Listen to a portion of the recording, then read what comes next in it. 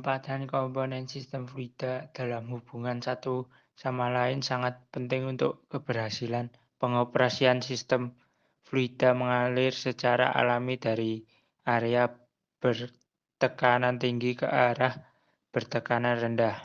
Pompa beroperasi dengan menciptakan tekanan rendah di saluran masuk yang memungkinkan cairan didorong ke dalam pompa oleh atmosfer atau head tekanan.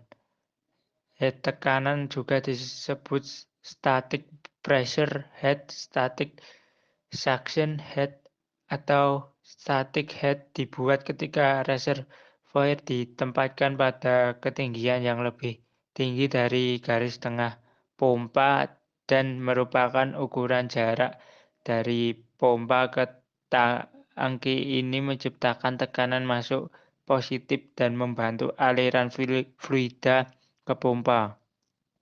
Sebagian besar pompa hanya akan mentolerir sedikit tekanan masuk positif, biasanya kurang dari 15 psi, sehingga ketinggian reservoir tidak boleh melebihi 10 hingga 15 kaki di atas pompa. Jika reservoir ditempatkan terlalu tinggi, peningkatan tekanan inlet dapat meniup segel poros sebagian besar pompa. Jika pompa dipasang lebih tinggi dari reservoir, ketinggian dari permukaan fluida ke pompa inlet disebut suction head.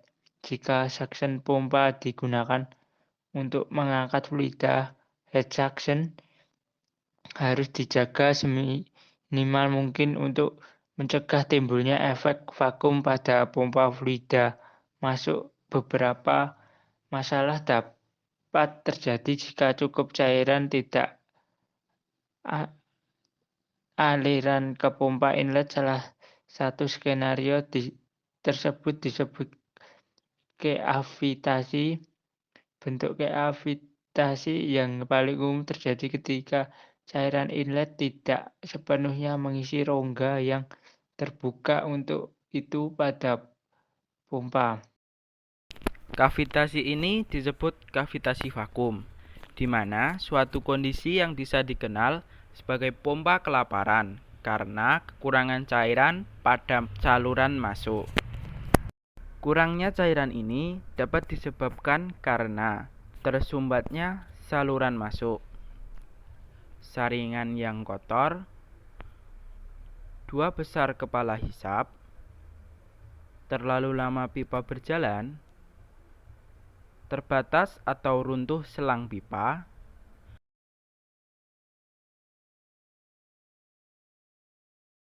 atau cairan kental karena temperatur turun sehingga oli mengental.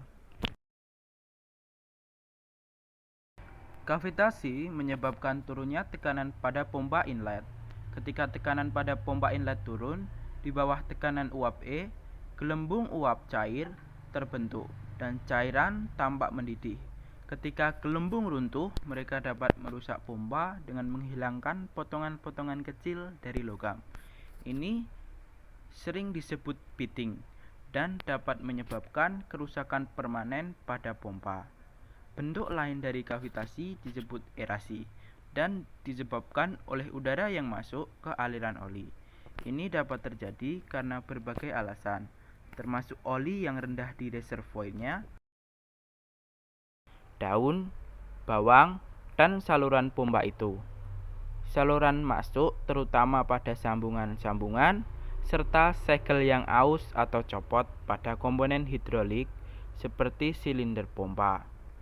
Kavitasi katup sering ditandai dengan suara keras seperti penggilingan atau seolah-olah ada kelereng pada pompa itu, dan seperti kerusakan lubang pada bagian-bagian pompa karena material dihilangkan oleh gelembung.